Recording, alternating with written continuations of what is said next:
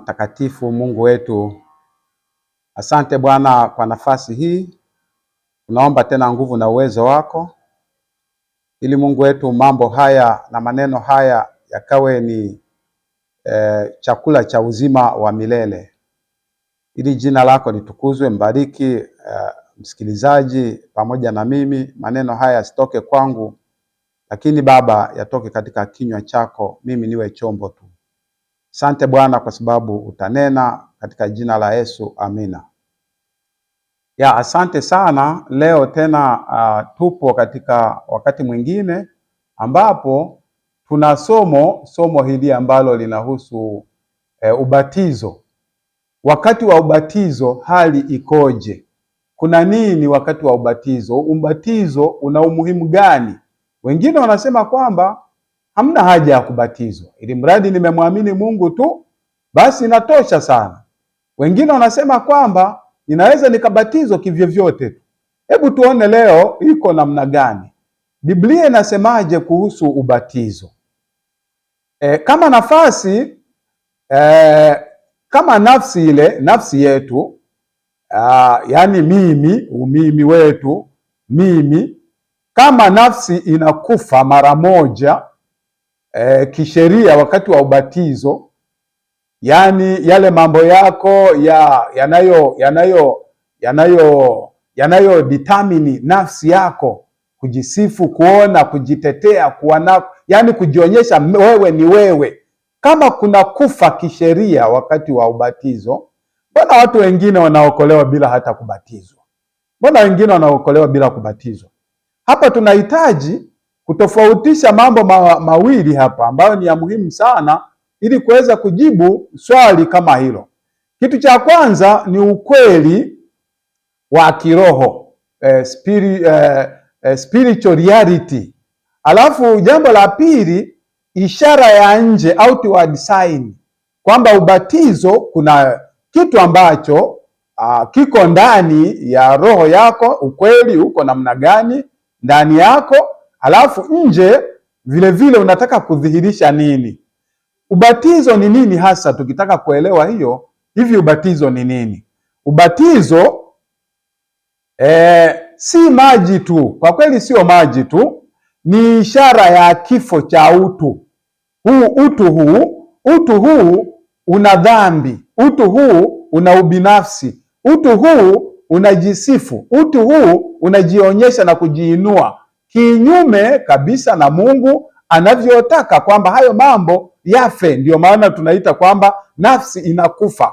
Sio kwamba unakufa upumui, nafsi inakufa, yale mambo ambayo nafsi inaishi humo. Maana nafsi ya mwanadamu inaishi katika mambo hayo, yani bila kujionyesha, bila kuonesha. Wengine wanasema identity yako iko namna gani. Bila kuonyesha hayo, nafsi inakuwa iko hai. Kwa hiyo ubatizo ni ishara ya kifo cha utu wa kale, kuzikwa pamoja na Kristo. Unapobatizwa, ule ubatizo wa maji mengi, maana yake unazikwa ndani ya maji, unazikwa kama Kristo alivyokufa, alafu ukitoka kwenye maji unafufuka katika maisha mapya. Kwa hiyo Paulo anaeleza hilo katika Warumi 6, katika kitabu cha Warumi 6 ile anaeleza ubatizo wa maji mengi kama ishara ya kufa na kufufuka kwa Yesu. Ni ishara, yaani kwamba siku hiyo unapokubali kubatizwa, yaani unadhihirisha kwamba utu wa kale ninauacha, unakufa ule utu wa kale. Na kisheria kwa kweli, kwa sababu sheria za Mungu zimevunjwa, kwa hiyo sheria hapo inaanza sasa kuthibitisha kwamba huyu kwa kweli kile kitu ambacho alikuwa amekitenda, anatenda utu wake ule, sasa anauacha. Sasa yanabaki mambo mengine huko ambayo tutayaongea. Anasema kwamba kinachoua nafsi ni imani ya kweli katika Kristo, toba ya kweli, kujisalimisha kwa kweli. Yaani hicho ndicho, sio yale maji ambayo kwamba unaenda kubatizwa huko. Ni imani uliyokuwa nayo unayoenda nayo na imani kwamba sasa nataka niongozwe, sasa sio na nafsi yangu niongozwe, na Roho wa Mungu, Roho wa Kristo, halafu unafanya toba ya kweli, halafu unajisalimisha kwamba sasa nataka nifanye mambo katika maisha yangu, si kwa mapenzi yangu, lakini kwa mapenzi ya Mungu. Kwa hiyo maji ni muhuri wa nje wa jambo lililotokea ndani. Unaona hapo sasa kuna jambo ambalo ndani kabisa ya nafsi ya mtu lazima litokee, lazima liwepo. Sasa kile kilichotokea ndani, ubatizo unathibitisha sasa kwa nje. Hebu mfano wa mwizi pale msalabani tuone. Mwizi aliyekuwa pamoja na Yesu hakubatizwa kwa maji, unaona, lakini aliamini, akatubu, akajisalimisha katika moyo wake. Ndio maana Yesu akamwambia kwamba nakuambia hivi leo utakuwa pamoja nami paradiso. Alimwambia hivyo.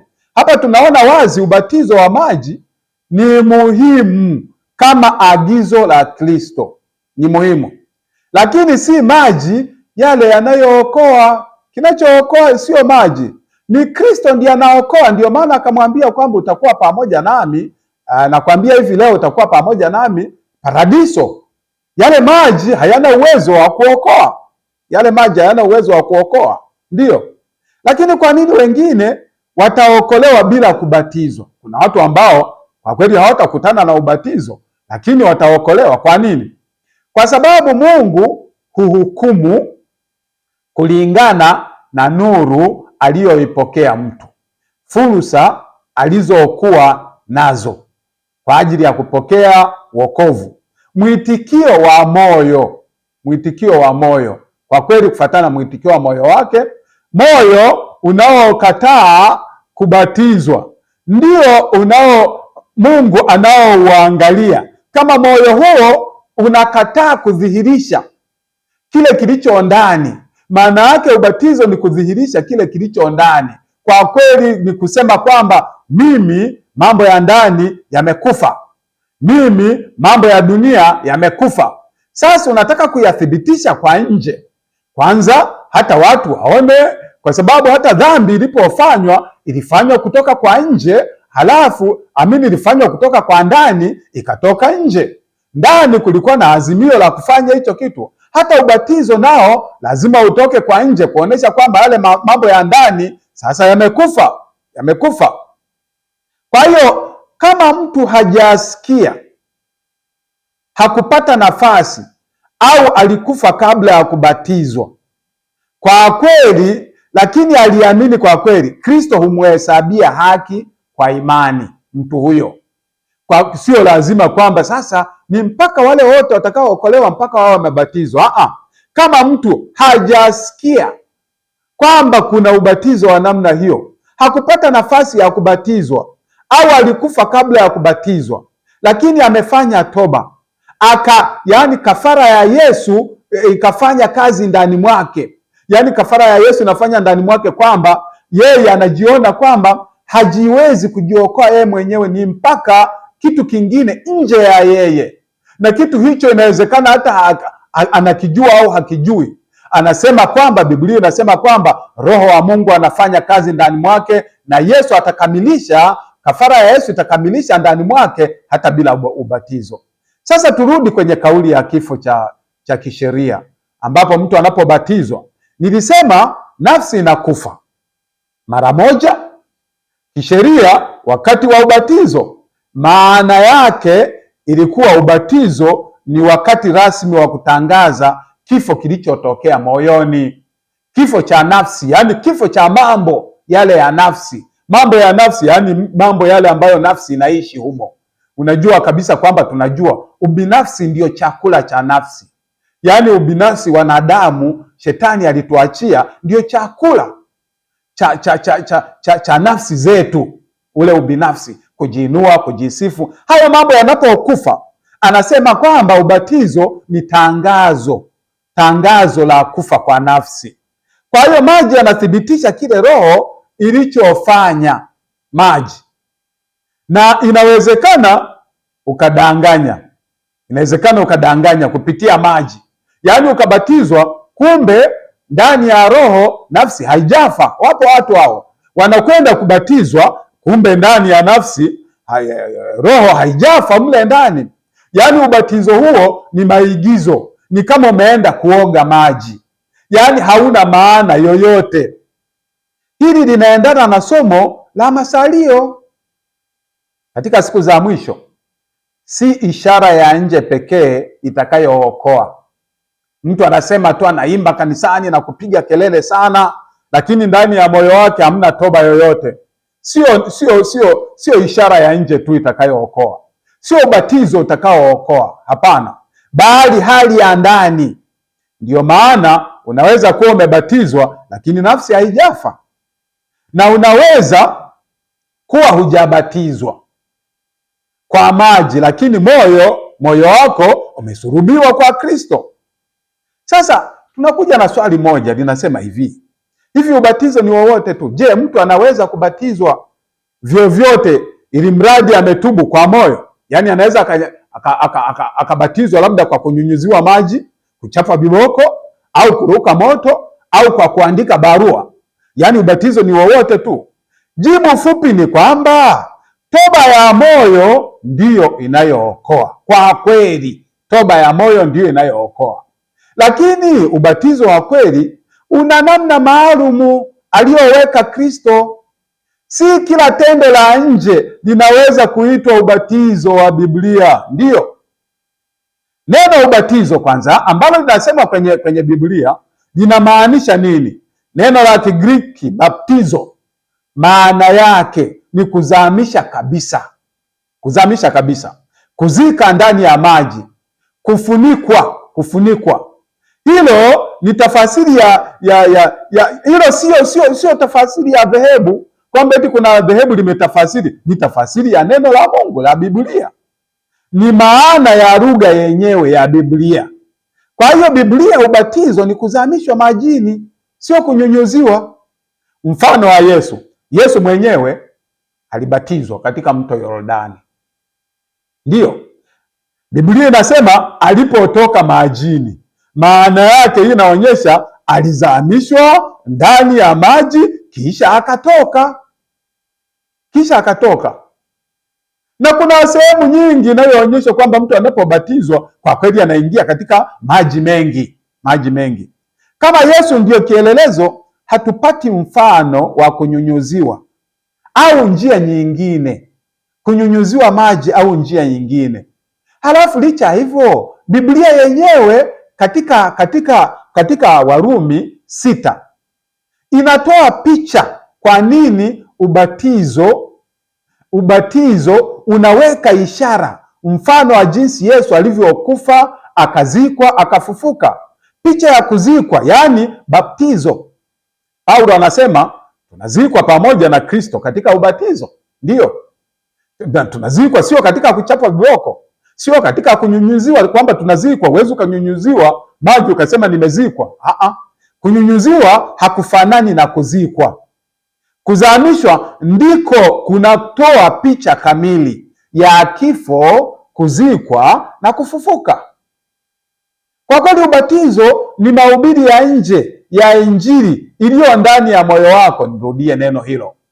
Ubatizo ni mahubiri ya nje ya Injili iliyo ndani ya moyo wako, kama vile jinsi ambavyo Sabato ilivyo mahubiri ya nje ya pumziko la ndani ya moyo katika Yesu.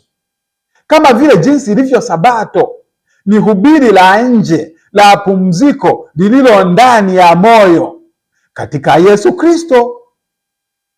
Ndiyo. Vipi kuhusu kuchapa viboko, kuruka moto na kadhalika na mengine yote? Hivi havina msingi wa kibiblia katika ubatizo. Kuchapa viboko ni adhabu, sio agizo la Kristo. Haya, kuruka moto ni desturi za kitamaduni, sio agizo la Agano Jipya hilo. Kuandika barua kwa kweli sio ubatizo, hauko kwenye Biblia. Kristo hakutoa maagizo hayo. Ubatizo sio mateso ya kimwili, ni ishara ya kuungana na kifo na ufufuo wa Kristo. Ni ishara, kwa kweli ni ishara. Lakini kama pamoja kwamba ni ishara, hebu tuangalie. Lakini je, Maji yenyewe yana nguvu ya kufanya chochote? Maji hata kama unabatizwa kwa kuzamishwa majini? Jibu ni hapana. Maji bila toba ni kuoga. Maji bila toba ni kuoga. Halafu vile vile toba ambaye amekataa kubatizwa huko akijua, toba bila utii. Yaani mtu mwingine anaweza kuwa amekubali kabisa, anasema mimi namkubali Yesu, kwa kweli natubu, lakini anasema mimi kuzamishwa hapana. Kuzamishwa bwana hapana. Kuzamishwa yani niloanisha mimi? Hapana kabisa, maji haya mara nyingine machafu, au mara nyingine hebu tuanzishe ubatizo mwingine. Kwa hiyo toba bila utii wa kuzamishwa majini, ambao wewe ambaye unajua kwamba kuzamishwa majini ndio ubatizo wa Biblia, kwa kweli toba bila utii wa ubatizo ni maigizo. Labda mtu awe ambaye hajui kabisa, huyo si kosa lake. Kwa hiyo mpangilio wa kibiblia ni huu: kusikia injili cha kwanza, kuamini cha pili, kutubu moja kwa moja kwa Yesu cha tatu, kubatizwa yani kuzamishwa majini, unakiri kwamba Yesu ulivyokufa ukazikwa alafu ukafufuka, na mimi natamani utu wangu wa kale ufe, uzikwe, ufufuke, kwa hiyo nabatizwa. Cha nne, kuishi maisha mapya kama jinsi alivyofufuka Yesu. Je, Mungu anaweza kumwokoa mtu aliyenyunyuziwa au aliyechapa viboko kama ubatizo? Hapa tunaingia kwenye rehema za Mungu. Kwa kweli rehema za Mungu, sikiliza vizuri. Mungu huangalia nuru aliyo nayo mtu. Uelewa wake uko namna gani? Anajua nini kuhusu injili ya Mungu mpaka kwenye ubatizo? Anajua nini? Uelewa wake, moyo wake. Mungu atampa nafasi ya kurekebisha yale asiyoyaelewa, hata kama ikitokea. Hebu tusome Matendo. Twende katika Matendo, tusome katika Matendo, kitabu cha Matendo. Kama imetokea mtu huyo kwa kweli akafanya toba, akamkiri Yesu, halafu hajui kwamba kuna ubatizo wa maji mengi. Hebu tuangalie mfano wake. Matendo 19 fungu la kwanza mpaka la 5. Anasema kwamba ikawa Apolo alipokuwa Korinto, Paulo akiisha kupita katika nchi za juu, akafika Efeso, akakutana na wanafunzi kadhaa huko. Akawauliza, je, mlipokea Roho Mtakatifu mlipoamini? Wakajibu, la, hata kusikia kwamba kuna Roho Mtakatifu hatukusikia. Uelewa wa watu, yaani wanamhitaji Yesu lakini hawajasikia kwamba kuna Roho Mtakatifu. Na hapa kwenye Agano hili Jipya watu walikuwa wakibatizwa, walikuwa wanapokea Roho Mtakatifu. Wakamjibu, la, hata kusikia kwamba kuna Roho Mtakatifu hatukusikia. Akawauliza, basi mlibatizwa kwa ubatizo gani? Wakasema, kwa ubatizo wa Yohana. Paulo akasema, Yohana alibatiza kwa ubatizo wa toba, akiwaambia watu wamwamini yeye atakayekuja nyuma yake, yaani Yesu. Waliposikia haya, wakabatizwa kwa jina la Bwana Yesu. Paulo alipokwisha kuweka mikono yao juu, Roho Mtakatifu akaja juu yao, wakaanza kunena kwa lugha. Angalia. Kwa hiyo ina maana kwamba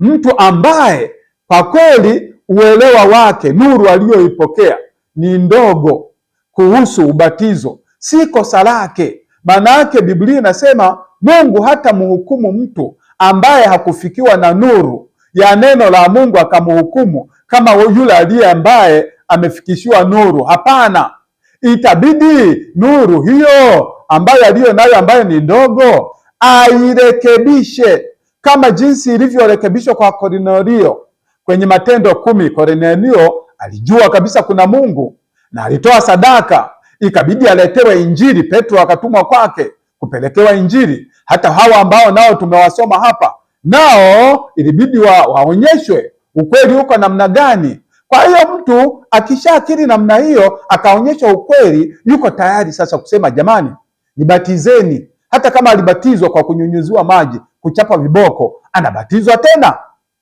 Lakini kama mtu anajua ukweli wa kuzamishwa na anakataa kwa makusudi, hapo swala la utii, hapo ni swala la utii, sio aina ya maji. Narudia tena, lakini kama mtu anajua ukweli wa kuzamishwa majini kama ubatizo na anakataa kwa makusudi, hapo ni swala la utii, kwamba yeye anashindwa kutii, si aina ya maji au aina ya viboko au aina yoyote. Yaani hapo ni utii. Kukataa kubatizwa huku ukijua, hapo ni utii, ni kuvunja maagizo tu ya neno la Mungu. Yaani kama mtu anayesema uongo, kama mtu anayezini, maana yake ni kuto kumtii Mungu. Ndiyo, kwa mtazamo wa masalio wa siku za mwisho, katika wakati wa mwisho kutakuwa na tofauti kati ya uzoefu wa kweli wa ndani na mfumo wa nje wa kidini. Watu watakuwa na mfumo wa nje. Mifumo ya nje itatengenezwa mingi, mara kunyunyuziwa maji, mara kuchapa viboko, mara sijui kwenda kuona wafu, mara nini. Yaani kwa nje watu wataonekana ni wacha Mungu, huku wakikana nguvu za Mungu, wakikana maagizo ya Mungu. Ubatizo wa kweli unaunganisha toba ya ndani. Ishara sahihi inakuwa ni ishara sahihi ya nje. Maisha ya kila siku ya kufa nafsi. Ukikosekana mojawapo, picha inaharibika. Picha inaharibika. Kwa mfano, ikakosekana toba wakati umebatizwa kwa kuzamishwa maji, kwa kweli hapo ni usanii tupu. Au toba ikawepo, ila wewe unakataa. Tuchukulie mtu anayekataa ubatizo wa nje, sizamishwi mimi majini, lakini anatoba, maana yake huyo anakataa kutii. Hata toba yake ya ndani ukiangalia vizuri inakuwa sio sahihi. Lakini vile vile ukabatizwa, toba ipo, lakini ukashindwa kuishi maisha sahihi, ina maana katika kufufuka kwako hukufufuka katika upya. Kwa hiyo yote matatu unatakiwa uwe nayo: toba ya ndani, ishara ya nje, halafu maisha kamilifu ya ambayo utakayoishi baada ya ubatizo, maisha mapya, maisha mapya. Ndugu msikilizaji, ninakuuzia wazo. Hebu mkiri Yesu Kristo ukabatizwe kwa maji mengi. Ubatizo wa maji mengi ndio ambao umetajwa katika Biblia. Kwa kweli ni ishara ya toba iliyoko ndani, na ishara hiyo inamdhihirisha Yesu Kristo kwamba alikufa, akazikwa na akafufuka kwa ajili yetu sisi, na ushindi ule alioupata, mwili wake umetushinda, ameenda nao mbinguni kwenye kiti cha enzi. Ubinadamu upo pale kwenye kiti cha enzi cha Mungu, ubinadamu wetu uko pale, tunawakilishwa pale na ubinadamu wa Kristo, mwili wa Kristo ulioshinda. Na kielelezo hicho ni chetu, kwamba na sisi tutakaposhinda kwa kweli tutaurithi uzima wa milele, kwa sababu aliyetangulia pale ni yule aliyetufia, kama sisi ambavyo tutakapokufa nafsi zetu kwa kubatizwa na kuzikwa, kuuzika ubinafsi au na mambo mengine yanayofanana na hayo, na tukatoka katika upya, mwili huo utakaoshinda wa kwetu ni sawa na ule mwili ulioshinda wa Yesu Kristo. Mungu akubariki sana katika jina la Yesu Kristo. Amina.